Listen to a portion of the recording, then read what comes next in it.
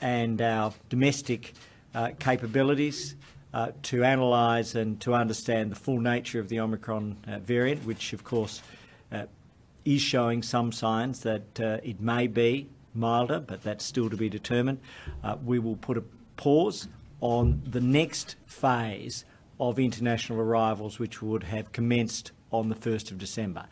In particular, those arrivals with regards to the students and working visas and other related categories, which were going to commence on the 1st of December, will now commence on the 15th of December. We're doing this out of an abundance of caution, but our overwhelming view is that whilst it's an emerging variant, it's a manageable variant. We know that other countries are facing the same challenges, and we know that the US President Biden, spoke and made the points about the United States looking to have a 2-week period, which was exactly the advice that Professor Kelly and the head of the Scientific and Technical Advisory Group, Professor Murphy, gave the National Security Committee yesterday. So it just reminds me that we're blessed with the advisors we have. The additional measures which will also occur is that the bubbles which were going to open with Korea and Japan will now be put back by 2 weeks, paused by 2 weeks from the 1st to the 15th of December, and those measures which we announced on the weekend will now be extended to the 15th of December. And all of this is done on the presumption that we will recommence from the 15th of December, but medical advice will guide our decision-making throughout. Essentially, that's the brief update. Minister Andrews will outline some of the border measures and the cooperation with the states, and the Chief Medical Officer will talk about the next 2 weeks and what we're looking at and what we've found so far and the process for that recommencement. The other thing is I do want to particularly single out and thank South Africa. South Africa has been very cooperative and transparent, both internationally and directly with Australia. Our High Commission is working with South Africa. The Deputy Chief Medical Officer, Professor Michael Kidd, has been working with South Africa. And the advice on the fact that this may turn out to be a milder variant, even if it were more transmissible, has come very much from the field evidence on the ground in South Africa. So we want to acknowledge them. We recognise it's a difficult time for them, but everybody's working together, and Australia's dealt with challenges, and we're ready for this. We're able to deal with this, and we want to give Australians that confidence. Minister Andrews. Thank you very much, Greg. So last night, the National Security Committee of Cabinet took the decision to pause the reopening of our international borders. This wasn't a decision that was taken lightly. We relied very heavily on the advice from Professor Kelly in terms of the period of time that we would need to pause the reopening. So what that means is that international arrivals who are in the cohorts of economic cohorts, including skilled workers, international students, humanitarian and refugee visa holders, will now be, their delay will be for a period of 14 days to the 15th of December when they can enter our country. There is also a pause in relationship to the announcement that we had made for South Korea and Japan, and again we will open our borders to those citizens on the 15th of December. So this 14-day pause, as I've indicated, was taken as a result of the briefing by Professor Paul Kelly last night. It wasn't a decision that the Australian government took lightly. We have been very focused on doing all we can to open our international borders as safely but as quickly as we possibly can do. I do want to stress that this is a 14-day pause, and we will be working to ensure that we can open our borders as soon as we possibly can. We are acutely aware of the impact that this will have on individuals, families and businesses here in Australia, but I do stress this is a 14-day pause. I would also like to commend the state and territory governments for their response to the issues relating to the Omicron variant. They have been calm, measured and responsible in their approach, and I thank them for doing so. Mr. Kelly. Thank you, Minister. So I think in general terms, what do we know, what we don't know, and then what we're doing about it. In terms of what we know, we now have 5 cases that have been diagnosed in Australia.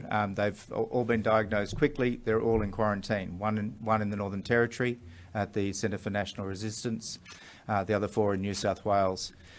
What do we know about those cases? And it's similar in other travellers that have come into other countries in the world, from almost all of them directly linked with Southern Africa, is that they are young. They're doubly vaccinated. Several of them have had infection previously, either known or on serological testing, and have very mild or in fact no disease. That's what we know so far. In terms of transmission on from those people, that's the only case we really know about, is the one we talked about on Saturday in hotel quarantine in Hong Kong, where there was someone who'd come from Southern Africa and then transmitted to another person from another part of the world that was across the corridor. So we do know it's transmissible. We don't know still about the vaccine effectiveness. We don't know about severity, and there's mixed reports on that.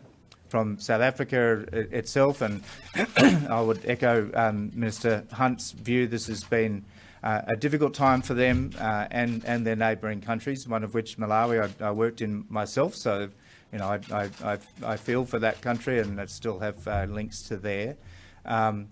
It's difficult, but they've been extremely open and helpful in relation to what they know. We've organised a meeting to the South African equivalent of our National Health and Medical Research organisation here in Australia. That will happen later this week.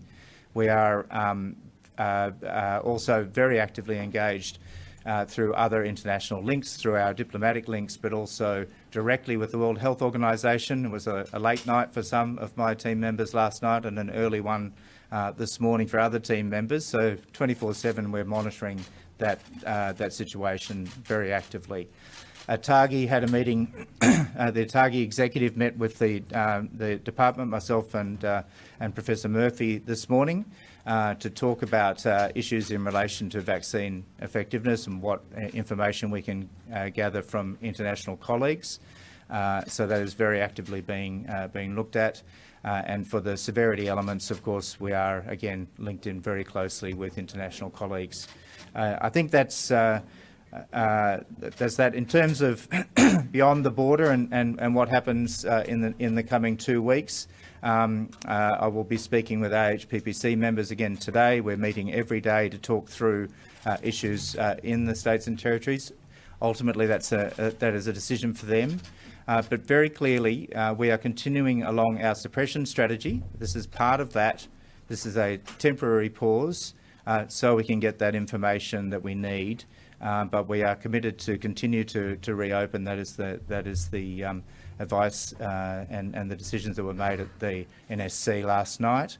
And so that goes with a clear statement that we cannot keep this Omicron variant out forever from Australia. Eventually, it will be here. Most importantly, now we do what we can to slow down that introduction, and all of the measures that have been introduced will assist with that.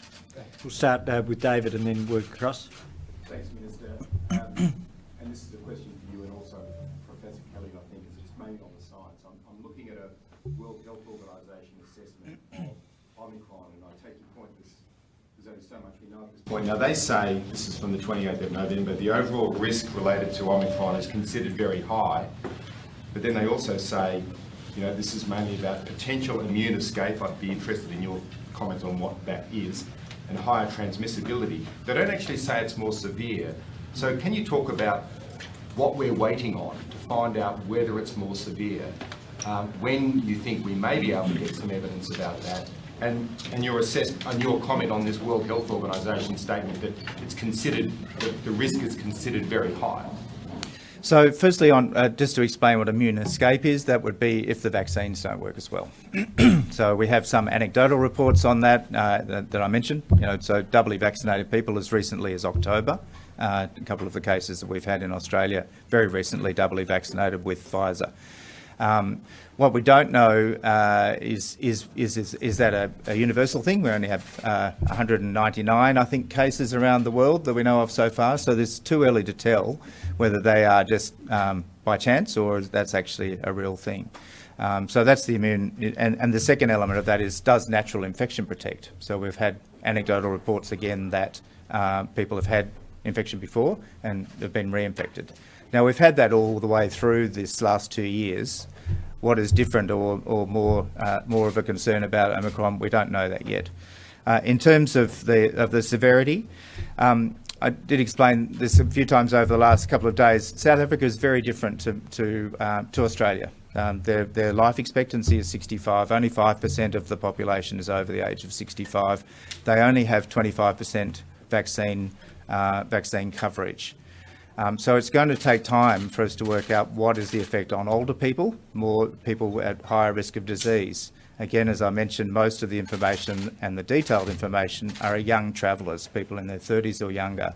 And we know all of the variants of this virus are less likely to cause severe disease in that age group. So they're the unknowns. Where are we at with Indigenous vaccination, and how much of a concern is this variant seeping into remote communities? Sure. So we've actually seen a very strong spike in Indigenous vaccinations over recent weeks. There was significant hesitancy, that's the honest answer, and we're now, as at today, at 74% Indigenous first dose and 62.6% Indigenous second dose. And so I want to thank all of the Indigenous community leaders. They've really stepped up. They're working with Commonwealth, state and territory governments. There's a partnership, an implementation partnership that was signed with all states and territories for co-leadership in this space. And so we're seeing that initial hesitancy is beginning to fall away. Northern Territory in particular has been doing a great job. Western Australia is where we still have to do the most work. That's just it's a fact, not a reflection. All of the states and territories are absolutely doing their best to provide the encouragement. There has been some, I think, fairly malicious targeting by some anti-vax groups of Indigenous groups.